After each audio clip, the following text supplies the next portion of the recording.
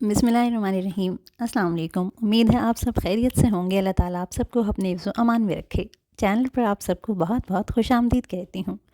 और आज की वीडियो में बहुत सारी ऐसी टिप्स हैं जो आपके बहुत काम आने वाली हैं, और अगर आपको ये पहले से मालूम है तो मुझे ज़रूर बताइएगा कि आपको इनमें से कौन सी टिप मालूम है। तो सबसे पहली टिप की तरफ आते हैं। बाज़ार से हम घी ख़रीद के लाते हैं तो इस तरह के बैग्स में घी होता है जिसको हम किसी कंटेनर में शिफ़्ट कर लेते हैं। शिफ़्ट कर भी लेना चाहिए, वरना अगर आप एज़ इट इज़ यूज़ करेंगे तो अक्सर घी के गिरने का ख़तरा होता है, और अगर घी या तेल गिर जाए तो उसको साफ़ करना बहुत ही मुसीबत हो जाता है। लेकिन अब मैं यहाँ जो टिप आपको बता रही हूँ वो ये है कि जब हम घी को कंटेनर में डाल देते हैं तो हमारे पैकेट में से, घी का जो पैकेट होता है, सारा घी बहुत अच्छी तरह से नहीं निकल पाता। या तो हम उसको थोड़ा सा गर्म करते हैं, या फिर अच्छी तरह से दबा दबा के प्रेस कर कर के हम इस घी को निकालते हैं। तो अब इतनी मेहनत करने की ज़रूरत नहीं है, क्योंकि मैं अब यहाँ बताने वाली हूँ एक ज़बरदस्ती टिप।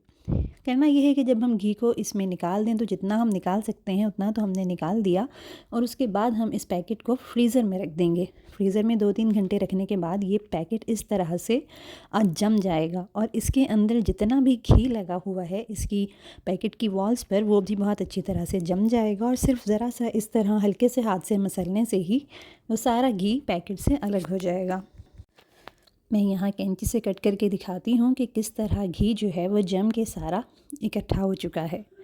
लेकिन याद रहे कि जब आप इसको पैकेट से निकालने लगेंगे तो इसको बहुत ज़्यादा हाथों से मसलना नहीं है, वरना हाथों की गर्मी से ये दोबारा से मेल्ट होने लगेगा। बस इसको हल्का सा आप दबा के ज़रा इकट्ठा करेंगे तो ये जितना इसमें घी जम चुका है ये सारा एक जगह आ जाएगा, और हम इसको बहुत इजीली घी में शामिल कर लेंगे।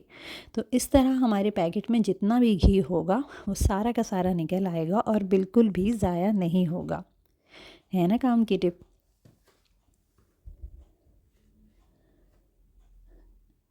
ये मैं आपको दिखा देती हूँ कि ये छोटे छोटे जितने भी ज़रात थे घी के पैकेट में अच्छी तरह से जम के और इजीली हमने कंटेनर में बचा कुचा घी डाल दिया है, और ये पैकेट आप देख सकते हैं कि बिल्कुल क्लियर हो गया है, इसमें घी अब बिल्कुल नहीं है। आते हैं इसके बाद अपनी दूसरी टिप की तरफ।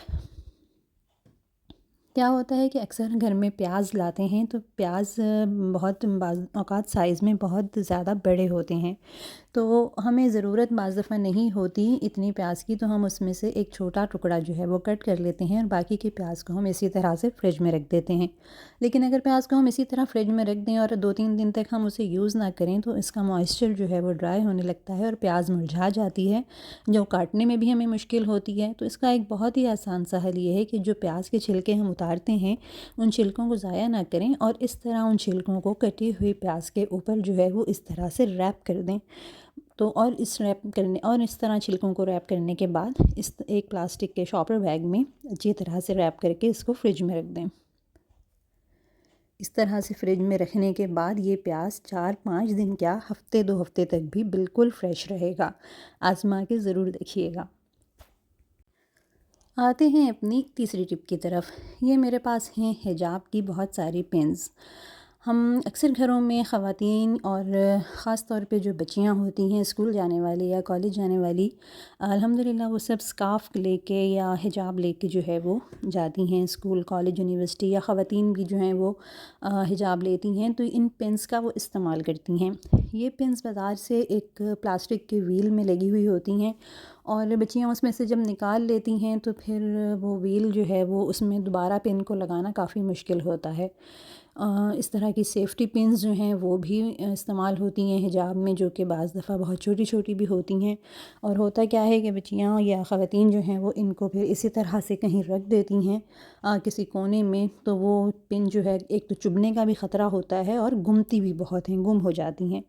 तो ये मेरे पास एक सॉफ्ट फ़ोम की शीट है। ये फ़ोम की शीट जो है ये अक्सर घरों में एसी लगते हैं या इलेक्ट्रॉनिक्स का जो सामान आता है ये उसकी पैकिंग में ये उनको सामान को सेफ़ रखने के लिए ये मौजूद होती है। आप इसकी जगह थर्माकोल की शीट भी यूज़ कर सकते हैं, लेकिन ये क्योंकि बहुत सॉफ्ट होती है और इसमें कोई आवाज़ नहीं होती तो इसलिए मैं यहाँ इसको यूज़ करूँगी। अब इसका इतना सा ही टुकड़ा जो है वो हमारी इन सारी पिन्स के लिए काफ़ी है, बल्कि इन पिन्स के अलावा भी हम इसमें ये पिन्स जो है वो लगा सकते हैं। तो ये इतनी सॉफ्ट होती है कि ये जिस तरह मैं पिन्स लगा रही हूँ, ये बहुत ही आराम से जो है ये पिन्स इस फॉर्म में जो है वो चली जाती हैं, और इन आराम से जो है वो हम निकाल के इनको फिर से यूज़ करके, और चाहे जितनी दफ़ा भी इसको वापस इसमें डाल दें, ये ना फ़ोम ख़राब होता है और ना ही हमारी पिन्स ख़राब होती हैं। मैं आपके सामने ये पिन्स इस शीट में लगा रही हूँ, और ये आप देख रहे हैं कि कितने आराम से जो है ये सारी पिन्स इसमें जा रही हैं। और जितनी साइड्स हैं, ये 2-3-4 तरह के मेरे पास डिज़ाइन हैं इन पिन्स के। कोई मोटी हैं, कोई छोटी, और ये लंबी पिन्स हैं, तो इनको मैं लंबाई के रुख लगा रही हूँ। मतलब ये कि आप इसकी जितनी साइड्स हैं उन पर आप मुख्तलिफ़ तरह की पिन्स जो हैं वो लगा सकते हैं। तो ये पिन्स आपस में मिक्स भी नहीं होंगी, और सुबह बच्चियों को अक्सर औकात जो है वो स्कूल कॉलेज जाने की जल्दी होती है, तो ना उनको पिन्स ढूंढनी पड़ेंगी और ना ही जो है वो उनको कलर चूज़ करने में मुश्किल होगी, बल्कि ये बहुत ही आसानी के साथ अपनी पिन्स जो हैं वो बच्चियों को मिल जाएंगी। और जब आप या बच्चियाँ या ख़वातीन वापस आएंगे घर और हिजाब उतारेंगे, तो इसी तरह इस फॉर्म के टुकड़े में जो है इन पिन्स को वापस लगा देंगे। तो ये पिन्स बिल्कुल भी जो हैं वो इधर उधर नहीं होंगी, घूमेंगी नहीं, बल्कि एक जगह रहेंगी और बहुत अरसे तक जो हैं वो चलती रहेंगी।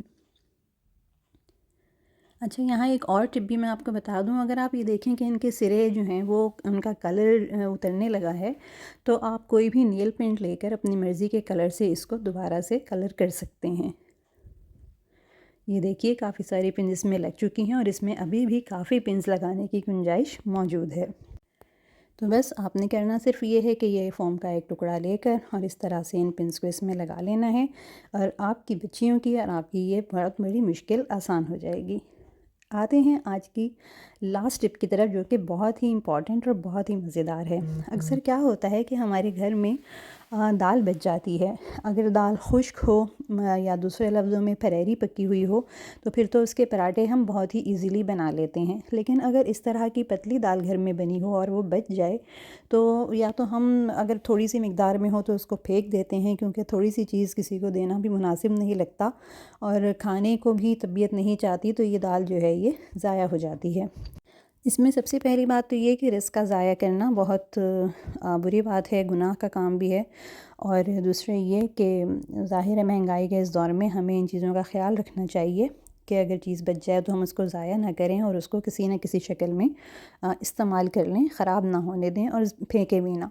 रिस्क को कूड़े में फेंकना बुरी बात है।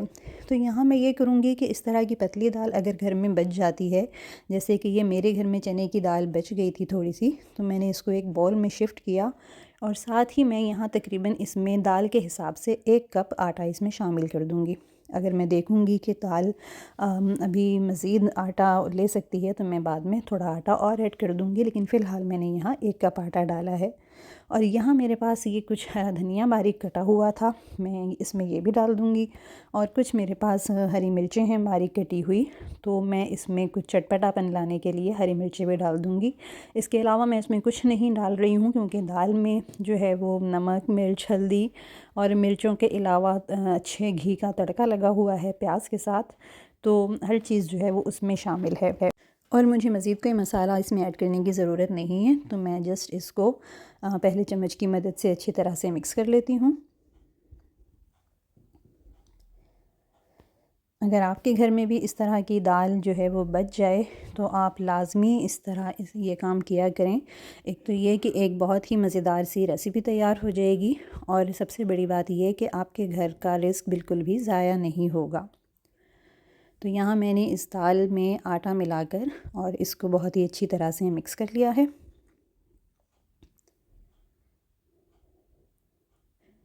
और अब यहाँ चम्मच का काम ख़त्म होता है, और अब मैं हाथ से इसको अच्छी तरह से मिलाने के बाद बिल्कुल ऐसे गूंद लूँगी जिस तरह हम आम नॉर्मल रोटी का आटा गूंदते हैं।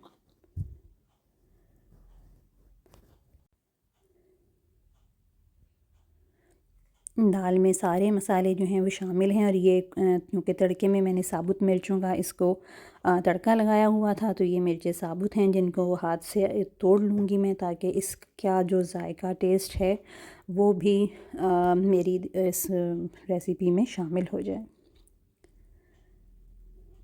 ये इस तरह मैंने सारी मिर्चों को भी तोड़ के इसी आटे में मिला दिया है। और जिस तरह हम आटा गूँथते हैं थोड़ा थोड़ा पानी लेकर, इसी तरह से मैं इस दाल वाले आटे को भी आम आटे की तरह अच्छी तरह से गूँध लूँगी। और ये इतना सॉफ़्ट और इतना मज़े का आटा जो है वो गूँध रहा है कि अभी से ही बहुत मज़े का लग रहा है और इसमें से बहुत अच्छी सी खुशबू भी आ रही है।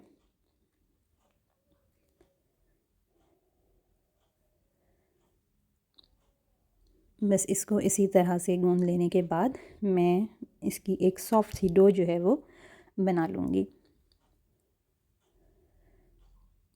आप इस तरह की ये जो मेरी टिप है ये ज़रूर ट्राई करिएगा। मुझे उम्मीद है कि आपको ये टिप ज़रूर पसंद आएगी।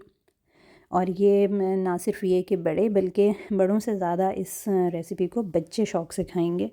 तो इस तरह आपकी दाल और ज़ाया भी नहीं होगी और एक टाइम का समझें खाना जो है वो बच्चों के लिए तैयार हो जाएगा।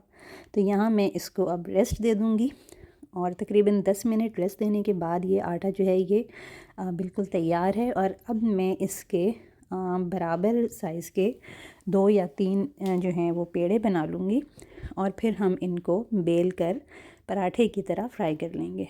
ये मैं आपको अभी पका कर दिखाती हूँ कि कितनी ज़बरदस्त सी ये दाल की रोटी जो है वो तैयार होगी।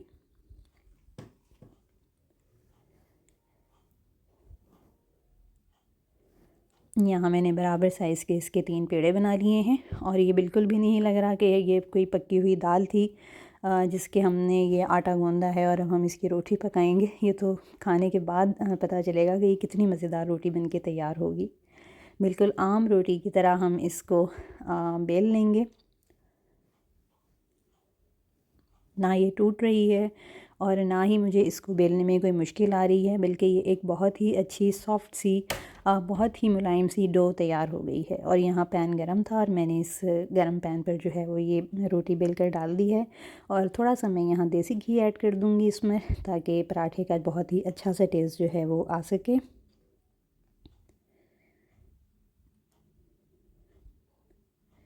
इस तरह से हम जिस तरह बिल्कुल आम अपना पराठा पकाते हैं, इसी तरह हम इस पराठे को भी तैयार कर लेंगे।